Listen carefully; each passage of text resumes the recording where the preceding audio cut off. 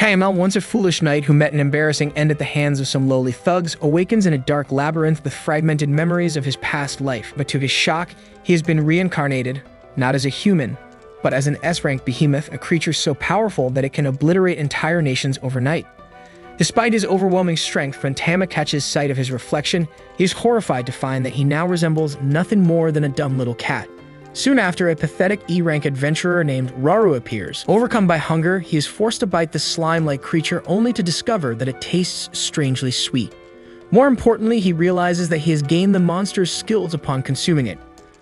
Understanding the implications of this ability, Tama embarks on a food hunt, devouring various creatures, from flying lizards to rock monsters. Each meal grants him their unique abilities, further enhancing his already godly strength. However, his adventure takes a sudden turn when he stumbles upon what appears to be a treasure chest containing a red crystal. Excited, he reaches for it, but like a cruel trick straight out of a Souls game, it turns out to be a trap, teleporting him onto the back of an S-rank Earth dragon. The battle is fierce. Tama's attack barely leaves a scratch on the dragon's hardened scales, while the dragon's counterattack sends him flying, causing him to bleed. Just as the beast moves to finish him off, he manages a last-minute counter and uses the chaos to escape through a cavern opening. Meanwhile, in a distant city, a stunning elf adventurer named Era, thicker than sin, begins her day. She arrives at the labyrinth entrance via boat, easily bypassing the guards with her special pendant. Back in the labyrinth, Tama barely clings to life as he stumbles toward the exit, only to collapse from blood loss. Before death can claim him again, Era discovers him and takes him home. When Tama regains consciousness, he finds himself bandaged and resting in Era's house, being nursed back to health by the Busty elf. He is instantly overwhelmed by the sight of her beauty and generous plot, but what surprises him more is that Era seems completely unaware that he is actually a world-ending behemoth. For days, she tenderly cares for him, feeding, nurturing, and even sleeping beside him. As he recovers, Tama grows deeply attached to her, vowing to protect her at all costs. One day, Era leaves for the labyrinth and Tama secretly follows, fearing she might meet a gruesome fate akin to the women in Goblin Slayer. However, when she encounters a group of goblins, she easily slaughters them, taking their ears as proof of her kill. Just as Tama begins to relax, a goblin mage appears, launching a fireball directly at Era.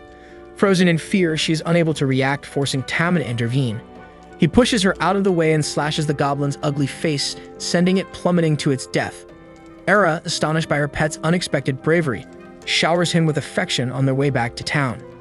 At the guild, a sleazy adventurer named Kuzman, sporting a tragic haircut, approaches Era, demanding she join his party so he can sire elf children with her. Disgusted, Tama bites his hand, preventing him from laying a finger on her. Infuriated, Kuzman tries to retaliate, but Tama effortlessly rearranges his face with a well-placed claw strike. Just before Kuzman can escalate the situation, the guild receptionist, an intimidating ladyboy named Anna, steps in, threatening to personally clap Kuzman if he dares lay another hand on Era. Terrified, Kuzman flees. After saving Era twice, Tama is officially declared her pet, much to his delight. She spoils him with affection, stroking his fur, but when her hands begin drifting dangerously close to his baby jewels, Tama purrs uncontrollably. Later that night, after getting drunk, Era insists that Tama bathe with her. Initially, he refuses, but his willpower crumbles, and he finds himself soaking alongside her and her two massive floaties. As they relax, she opens up about her past, revealing how her village was attacked by demons and how a heroic elf warrior, the sword-saying Alicia, saved her. Alicia became Era's role model, inspiring her to grow stronger. Moved by her story, Tama snuggles against her. The next day at the guild, Kuzman returns, brandishing an official order demanding Tama's execution for attacking him. However, he offers a twisted alternative. If Era can defeat him in a duel, Tama will be spared. If she loses, she must become Kuzman's baby mama. With no other choice, Era accepts. That night, the entire city gathers to watch the duel between Kuzman, a C-rank adventurer, and Era, who is still only a D rank. Feeling cocky, Kuzman allows Era to choose a partner to fight alongside her. When no one steps forward, he laughs until Tama boldly steps up as her partner. The battle begins. Tama attacks first, but quickly realizes that defeating Kuzman without revealing his true abilities is difficult. Era seizes the opportunity to strike, but Kuzman easily counters, knocking her down. Just as victory seems within his grasp, Tama makes a choice. Using his true strength, he launches Kuzman across the arena, sending his sword plunging straight into his own groin. The crowd watches in shock as Kuzman writhes in agony, while Tama resigns himself to his fate, believing his secret is out. However, instead of recognizing him as a behemoth, The spectators assume he is a rare elemental cat. As a result, Era is declared the winner, and Tama officially becomes her lifelong companion. The following morning, Tama wakes up beside Era and, feeling affectionate, licks her elf ear, only to realize she reacts a little too strongly, nearly drooling from her lower lips. Panicked, he jumps away, but Era pulls him back, demanding more. Later, they visit the blacksmith Vulcan, a busty muscle mommy who is thrilled to meet the legendary elemental cat. She eagerly crafts armor for Tama, dressing him up in stylish new gear. Meanwhile, Era requests a modification to her sword, but Vulcan explains that lightening it is impossible. Instead, she proposes a temporary party so she can analyze Era's fighting style firsthand. In the labyrinth, Era struggles against an orc but is saved by Tama. Observing her movements, Vulcan realizes the flaw in Era's fighting style. She is not suited for swords but would excel with knives. Testing the theory, they battle a roper, a tentacled monster that forces Era to adapt. With newfound agility, she slashes through the beast, though not before getting splattered with its creamy remains. Enraged by the roper's violation of his master, Tama obliterates the creature. As they bathe in a natural hot spring afterward, Vulcan reveals that elemental cats like Tama can crossbreed with other species. Curious, Era teasingly tells Tama to grow big and show her his true form. Their next battle pits them against a minotaur, and despite her speed, Era struggles. However, Tama saves Vulcan from being crushed by falling debris, making her fall for him even harder. Impressed by his strength, she officially joins their party. Weeks later, Tama wakes up between both women, overhearing them sleep-talking about wanting to bear his kittens. Determined to resist temptation, he focuses on his evolving abilities instead. One day, Ara and Tama encounter bandits harassing a young girl named Lala. Seeing Tama on Era's shoulders, the bandits flee in terror. Era takes Lala to an orphanage, where she is warmly welcomed by the nun. Tama silently vows to always support Era in her kindness. Later, at the guild, Anna congratulates Era on reaching C rank. However, the celebration is cut short when an emergency quest is announced. People are vanishing in the town of Rald, and demons may be responsible. Without hesitation, the noble and busty warrior volunteers for the mission, setting the stage for their next. Our new Vannon begins with Haruto, who became a shut-in for 5 years after being bullied at school. Then suddenly, a flash of light occurs, and a goddess welcomes him to heaven. She carefully chooses Haruto to be reincarnated since he died in his room. The goddess is about to reincarnate him into a magical world, so she blesses him with a set of overpowered skills. Thinking back on his boring life, Haruto wants to enjoy this new one, and thus he is reincarnated into a royal family as the first prince named Rihard. His father is King Jilk, and his mother is a hero named Galt, who defeated the Demon King. However, when the court mage performs a magic aptitude test, they see that Haruto is only at level 2 with just barrier magic and no elemental magic. This would be considered a disgrace to the king and the hero if the public found out that their newborn is weak. So his own father and mother order their servant to silently dispose of Haruto, considering him trash. The goddess observes the situation and becomes worried. She tells her friend that she granted Haruto a level of 1002, but this world's level measuring device won't go above 2 digits. Moreover, she forgot to give him an elemental power. As a result, Haruto is thrown away into the woods. This goddess is a bit of a knucklehead. Anyway, in the woods, Haruto recalls the barrier magic that the mage mentioned, so he imagines it and the barrier appears. He can also freely change its format at will, so he uses the barrier on himself to fly up into the sky. Haruto is pleased with his powers because they don't even burn a little bit of his mana. Then Haruto lifts the whole area out from the ground, and the wolf realizes she's totally screwed. She surrenders to him, but Haruto thinks his ears are ringing. Haruto still proceeds, and then the lady wolf speaks, surrendering a second time. Haruto realizes it was for speaking. Haruto introduces himself and explains to her that his father, the king, threw him away for having weak mana. But the wolf lady named Flaw can see that Haruto has an enormous amount of mana that easily surpasses human limits. Seeing this, Flaw mistakes Haruto for being a demon king, and Haruto goes along with her imagination, saying that he was a demon king in his previous life. Flaw then waits for a punishment of death for trying to kill Haruto, but Haruto shows generosity and spares her life. Haruto uses his barrier to create a telepathic link between them to transfer their thoughts. Then, a man arrives claiming to be Haruto's relative. He came to save him and take him in, but Fla claims that Haruto is her master, so he belongs to her. His name is Gold, and he offers some milk for Haruto, but Fla refuses. Gold tells her that he lost his first child during childbirth, and Haruto was abandoned because he was weak. He wanted to save him because it doesn't matter to him if he's weak. He believes every child should have a chance to live. Hearing his backstory, Flo bursts into tears out of sympathy. Seeing her reaction, Gold offers to take her in as well. They come to a deal, and Flea agrees to his offer. Gold then breaks Haruto's basket to fool everyone into thinking Haruto died. With that, Haruto is adopted by Gold and his wife, Natalia. 9 years go by, and in that time, Haruto gets a little sister named Charlotte. However, it's clear she doesn't like him. Instead, she loves Flea and wants to play with her. But Flea disagrees as she needs to help Haruto. Haruto asks Flea to go with Charlotte, and she agrees. Natalia tells Haruto that Charlotte is perhaps shy around him because he's a boy but is carefree when she's with Flea. Natalia wants Haruto to be social since he's the heir of their family and suggests he do something special for Charlotte to bond with her.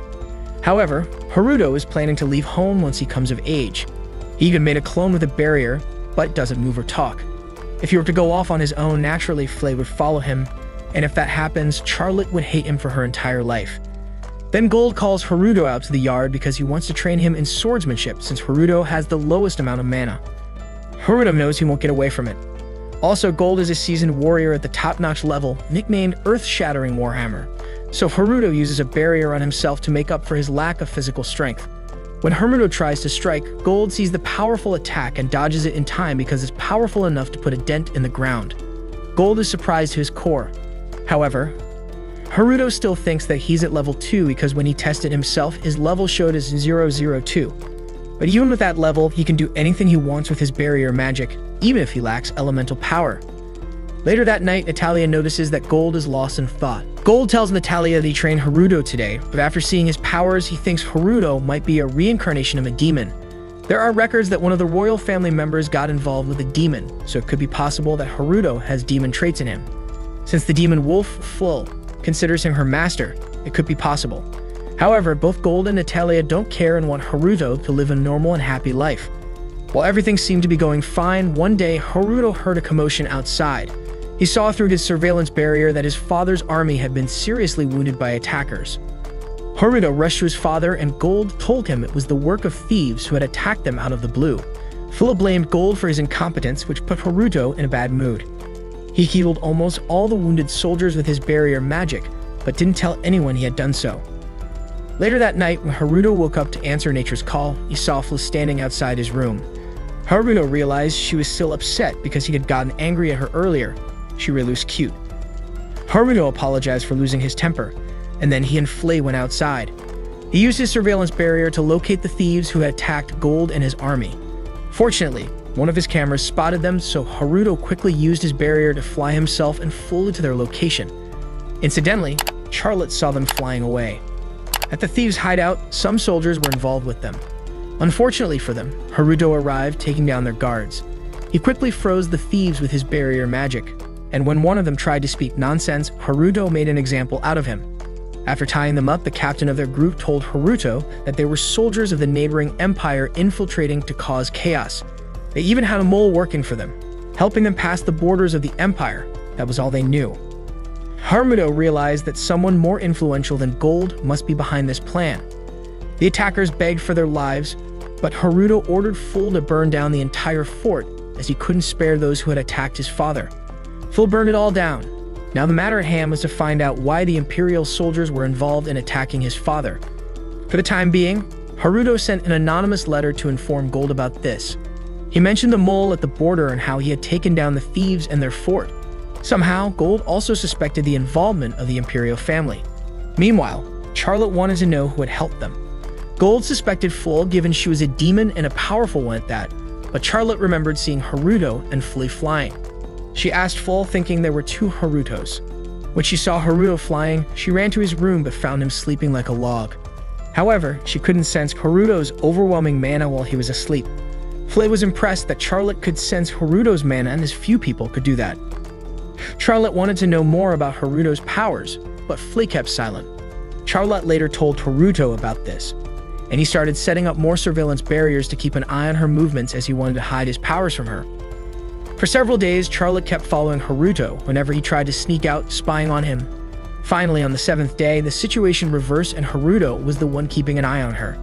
Natalia and Charlotte were about to go on a trip.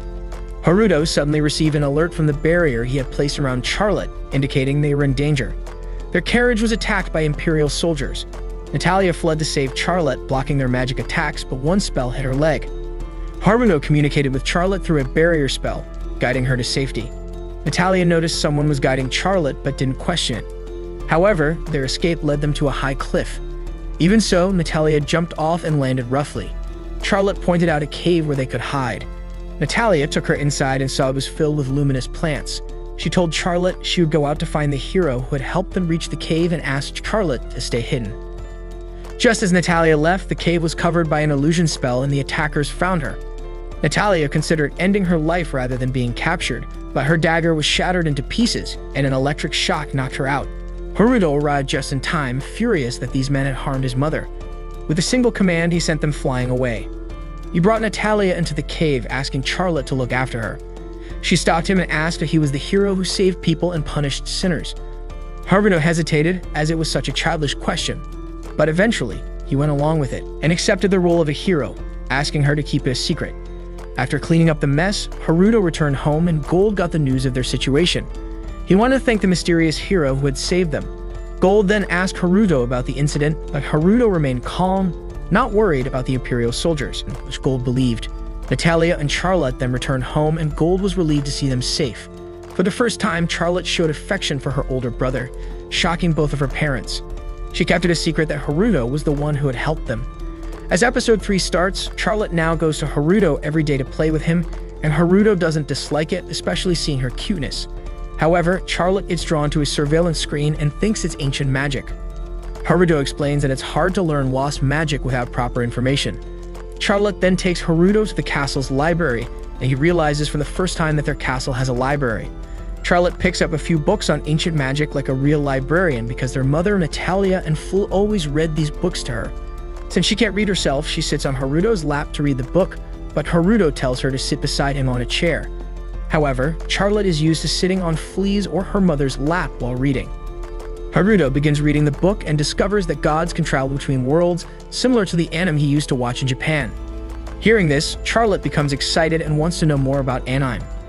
Haruto tries to explain that it would be difficult for her to understand, but she insists. So Haruto simply explains that anime is like moving pictures. Seeing Haruto's enthusiasm, Charlotte wants to see anime as well. Haruto is swayed by her cuteness, and after 2 weeks, he somehow brings Google into this world. Since there were many genres, Charlotte gets a bit confused, but she eventually chooses a magical girl anime and becomes instantly captivated by it. However, the anime is in Japanese, so she wants to learn the language even though she's still a child. Haruto goes along with it and teaches her the basics. She turns out to be a genius, mastering the language in just 2 hours, and soon she starts searching for word meanings on Google herself. 2 weeks pass in an instant, and Charlotte's love for anime grows fully, especially for zombie and Power Rangers type anime. Haruto doesn't want to let her watch anime all day long, but she looks so cute while enjoying her shows. However, it could affect her health, so as a big brother, Haruto decides to be a bit strict. Since she's becoming an otaku, Charlotte wants to start another season of anime, but Haruto stops her, setting a ground rule of watching anime for only 3 hours a day as it's not healthy for a kid to watch that much TV. This comes as a real shock to her.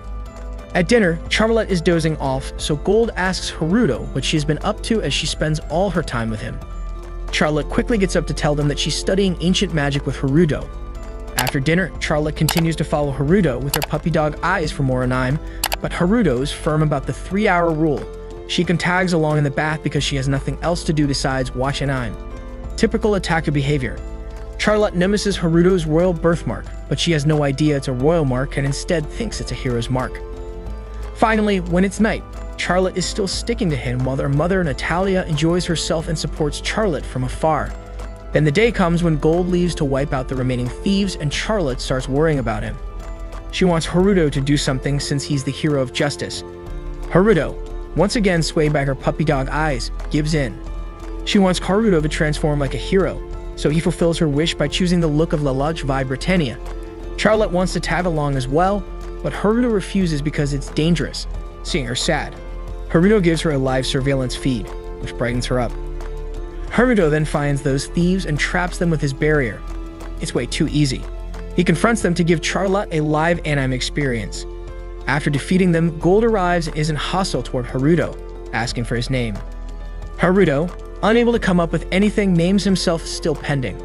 Honestly, it's the crappiest name and even Haruto knows it. Gold wants to know his motive, so Haruto has to go along with cheesy hero dialogue to make her happy. This This cheesy hero, still pending, becomes an embarrassing reality with many heroic deeds. After a few days, Haruto successfully creates a working clone of himself, but it becomes a carbon copy. Charlotte, who is right there, becomes confused seeing two brothers. Then Haruto and Charlotte are called out because the crown prince and princess are visiting them. Haruto knows they are his blood siblings, but when Gold greets Princess Moran first, Prince Lise thinks Gold disrespected him for being second. Lise is a cocky brat, but Gold apologizes. Moran tells him to mind his manners, but the brat starts insulting his own older sister because he sees Moran as a tool for political relationships. Haruto can't believe what his royal mother and father have been teaching him. Prince Lise continues his tirade and looks down on Haruto because he's Gold's adopted son and a weak level 2. He gets cocky and challenges Haruto to a duel in the yard to teach him a lesson. Haruto notices that Lise is at level 9 and could max out at 40. Lise takes the first swing, but Haruto dodges it quickly. Lise then orders Haruto not to dodge because he wants to teach him manners, so Haruto complies. But no matter how much Lise attacks, Haruto's barrier protects him. Lise becomes frustrated and demands Haruto fight back. This is what Haruto wanted to hear. He gets back in the game and beats up Lise hardcore. Moran intervenes, telling Lise to stop because he's making a fool of himself. His ego hurt, Lise uses a fireball to harm Haruto, but Haruto cancels his spell. Once again, Moran tells Lise to stop, but he thinks Haruto is cheating because it takes an intermediate mage to cast Magic Absorb. Hearing this, Haruto decides to return every fireball he absorbed, and Lise has no choice but to admit defeat. As a big sister, Moran apologizes to Haruto, but he doesn't mind and takes his leave. Haruto wonders if his royal mother and father are still keeping tabs on him, but then again, they did throw him away for being weak. Haruto realizes anything is possible. And with that, our episode 3 comes to an end. Subscribe to the channel and hit the bell icon to receive the latest updates on my newly uploaded videos.